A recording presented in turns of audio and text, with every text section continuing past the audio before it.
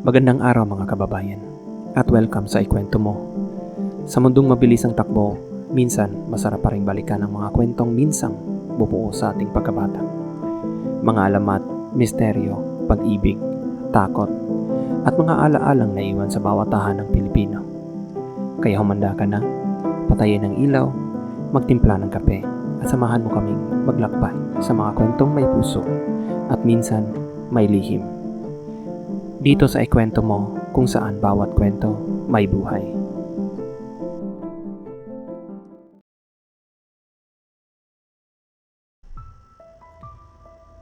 Nang dumating ang telegrama mula kay William, si Grandma Sheldon ay nag-iisa lamang kasama sina Cyrus at Louise.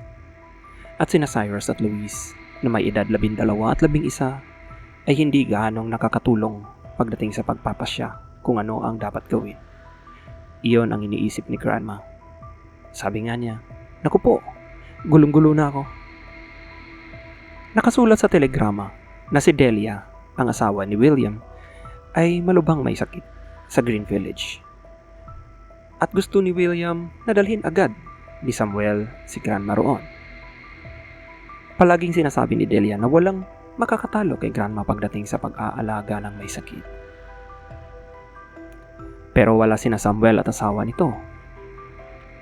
2 araw na silang wala at 5 araw pa bago bumalik. Pumunta sila sa Sinclair. 20 milya ang layo upang bumisita sa pamilya ng asawa ni Samuel. "Naku po, ano na ang gagawin ko?" sabi ni Grandma.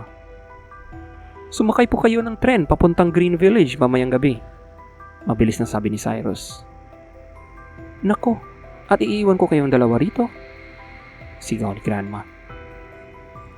"Kaya namin ni Luis hanggang bukas," matatag sabi ni Cyrus. "Magpapadala kami ng sulat sa Sinclair ngayong araw at bukas ng gabi makakauwi na sina tatay at nanay." "Pero hindi pa ako nakakasakay ng tren kahit kailan," kinakabahang protesta ni Grandma.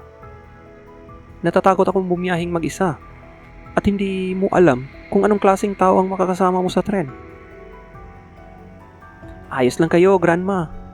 Ihahatid ko kayo sa estasyon. Ikukuha ng tiket at isasakay sa tren. Wala na kayong gagawin hanggang makarating sa Green Village. Magpapadala rin ako ng telegrama kay Uncle para sunduin kayo." "Baka madapa ako pagbaba ng tren at mabali ang leeg ko," negatibong sabi ni Grandma. Pero habang sinasabi niya iyon, iniisip na rin niya kung alin ang dadalhin ng maleta. Ang itim ba o ang dilaw? At kung may sapat bang flaxseed si William sa bahay. 6 na milya ang layo ng istasyon at inihatid siya ni Cyrus upang maabutan ng tren sa darating sa Green Village alas 9 ng gabi. "Naku po," sabi ni Grandma. "Paano kung walang sumundo sa akin doon?" Madaling sabihin, Cyrus, na may susundo pero hindi mo alam. At madaling sabihin, huwag akong kabahan dahil magiging maayos ang lahat. Kung 75 taong gulang ka ba at hindi pa nakakasakay ng tren kahit minsan, kakabahan ka rin. Hindi mo rin alam kung anong klaseng tao ang makakasama mo sa tren. Baka maling tren ang masakyan ko o mawala ang ticket ko o lumampas ako sa Green Village. O madukutan ako. Ay, hindi pala. Dahil wala akong dalang pera, iuwi mo lahat ang sukli pagkatapos mong bumili ng tiket." Mas papanatag ang isip ko. Nako, kung hindi lang talaga malubha ang lagay ni Delia, hindi ako aalis. "Ayos lang kayo, Grandma," paniniguro ni Cyrus. Binilhan siya nito ng tiket at tinitali noon ni Grandma sa sulok ng kanyang panyo. Dumating ang tren at mahigpit siyang kumapit kay Cyrus habang isinasakay siya rito. Hinahanapan siya ni Cyrus ng komportableng upuan at masayang nakipagkamay. "Paalam, Grandma. Huwag kayong matakot. Heto ang Weekly Argus. Binili ko sa tindahan. Baka gusto niyong basahin." Pagkaalis ni Cyrus, unti-unting gumalaw ang istasyon. "Naku po, anong nangyayari?" gulat ni Grandma. Pagkaraan ng ilang segundo ay napasigaw siya. "Ay, Tayo palang gumagalaw, hindi ang istasyon. Napangiti ang ilang pasahero kay Grandma. Siya kasi yung tipo ng matandang nakagaan ng loob ng tingnan. Mapupulang pisngi, malalambot na kayumangging mata at kulot na puting buhok. Makalipas ang ilang sandali, nagulat si Grandma na nagugustuhan pala siya ni ang pagsakay sa tren. Hindi pala ito nakakatakot gaya ng inaasahan niya. Para lang siyang nakaupo sa tumba-tumba niya sa bahay. Marami ring tao na nakakatuwang pagmasdan. Lalo na ang mga babaeng may magagandang sombrero at damit. Napaisip si Grandma na ang mga tao pala sa tren ay katulad lang din ng mga tao sa labas nito. Kung hindi lang siya nag-aalala kung paano bababa sa Green Village, talagang mag-i-enjoy siya ng gusto. Makalipas ang ilang istasyon, huminto ang tren sa isang liblib na lugar na may maliit na istasyon at kamalig na napapalibutan ng masukal na kagubatan. May isang lalaking sumakay at dahil iisa na lang ang bakanting upuan, umupo ito sa tabi ni Grandma Sheldon. Pigil hiningang pinagmasdan siya ni Grandma. Mandurukot kaya ito? Hindi naman siya mukhang ganoon, pero hindi mo masasabi sa mga taong nakakasama mo sa tren. Mabuti na lang at wala siyang dalang pera. Mukha namang disenteng taong lalaki. Nakasuot itong dark blue na Amerikana at maayos tignan. Maitim ang buhok nito, ngunit mapusyaw na asul ang mga mata. Nagustuhan yun ni Grandma. Palagi siyang nagtitiwala sa lalaking may maliwanag at bukas na asul na mata.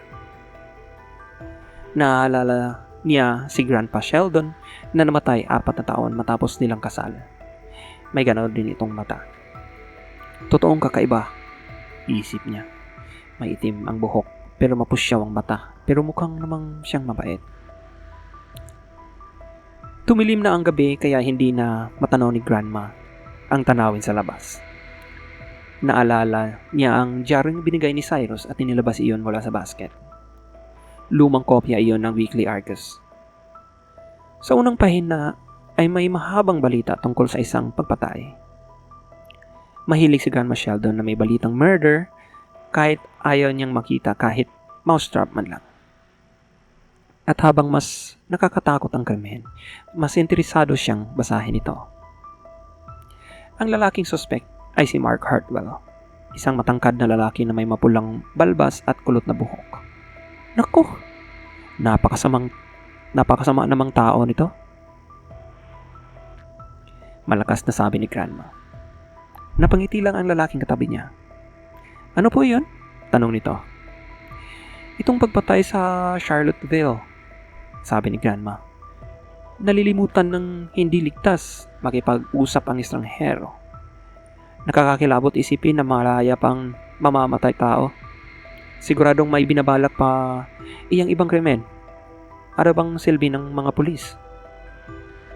Mabagal talaga sila, sangayon ng lalaki. Hindi ko kaiinggitan ang konsensya ng lalaking iyon. Seryosong sabi ni Grandma. Ano kayang pakiramdam na may dugo ng kapwang tao sa kamay? Tama po kayo, tahimik na sagot ng lalaki. Gwapo pa naman siya, dagdag ni Grandma habang tinitingnan ng larawan. Hindi mukhang mamamatay tao. Maaaring may dahilan siya, sabi ng lalaki. Hindi laging buong katotohanan ang nasa dyaryo. Biglang dumating ang konduktor upang kunin ang tiket. Hinahanap ni Grandma ang kanyang panyo. Wala iyon.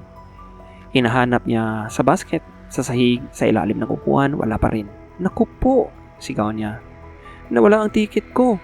Sabi ko nga ba kay Cyrus na mangyayari ito. Sumimangot ang konduktor. Tinulungan siya ng lalaki sa paghahanap pero wala pa rin nakita. Kailangan yung magbayad ulit, matigas sabi ng konduktor. Wala akong pera. Halos maiyak na sabi ni Grandma. Ibinigay ko lahat kay Cyrus dahil natatakot akong maduktan. Huwag kayong mag-alala.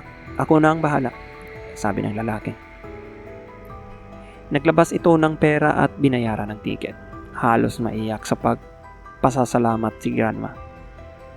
Maraming salamat po, nanginginig niyang sabi. Hindi ko alam ang gagawin ko. Masaya akong makatulong, sabi ng lalaki. Nagkaroon din ako ng lola noon. Nag-usap sila ng matagal. Kwento ng kwento si Grandma tungkol sa pamilya niya. Kina William, Delia, Samuel, Adelaide, Cyrus, Luis, pati sa 3 pusa at loro nila. Mukhang nag-i-enjoy naman ng makinig ang lalaki. Pagdating nila sa Green Village, tinulungan siya nitong bumaba. May susundo pa ba kay Mrs. Sheldon? Tanong nito sa station master. Umiling ang lalaki. Naku po, sabi ni Grandma. Ito na nga ba ang sinasabi ko? Gaano po kalayo ang bahay ng anak niyo? Kalahating milya lang, pero hindi ko kakayaning maglakad mag-isa sa dilim. Sasamahan ko kayo. Pagdating nila sa bahay ni William, tuwang-tuwa ang lahat nang makita si Grandma. Hindi namin alam na darating ka sa tren, sabi ni William. Tinanggal ng lalaki ang kanyang sombrero at nakita nila ang kakaibang peklat sa noon nito. Hugis pulang paro-paro. Ayaw nitong maghapunan dahil may susunod pa siyang tren. May mga taong naghahanap sa akin, sabi niya habang nakangiti. Madidismaya sila kapag hindi nila ako nakita. Pagkaalis niya, saka lang naalala ni Grandma na hindi niya nakuha ang pangalan nito. Makalipas ang 1 linggo, dumating si William na may hawak na dyaryo. Mother, sabi niya, nakita mo na ba ang lalaking ito? Pinapakita niya ang larawan na lalaking kasama niya sa tren. Siya yung tumulong sa akin, masayang sabi ni Grandma. Tahimik na sinasabi ni William. Iyan si Mark Hartwell, ang lalaking pumatay kay Amos Gray. Natigilan si Grandma. Hindi maaari, bulong niya. Hindi siya maaaring mamamatay tao. Ipinaliwanag ni William na nagtago ito sa pamamagitan ng pag-ahit ng balbas at pagkulay ng buhok. Hinahanap na pala ito ng pulis noong araw na nakasabay siya sa tren. Nahuli rin ito kalaunan at umamin sa krimen. Wala akong pakialam, matapang sabi ni Grandma. Hindi siya lubos na masama. Ang taong kayang tumulong sa matandang katulad ko habang tumatakas para sa buhay niya ay may mga kabutihan pa rin sa puso. At hindi na nagbago ang paniniwala ni Grandma. Sumulat siya kay Mark Hartwell habang nasa bilangguan ito at sinabing ipagdarasal niya ito gabi-gabi. Sinabi ng mga gwardya na umiyak daw si Mark Hartwell parang bata nang mapasa ang liham ni Grandma Sheldon. At tuwing ikinukwento ni Grandma ang pangyayaring iyon, lagi niyang sinasabi, walang taong puro kasamaan lamang. Akala ko noon, ganoon ang mga mamamatay tao, pero mali pala ako.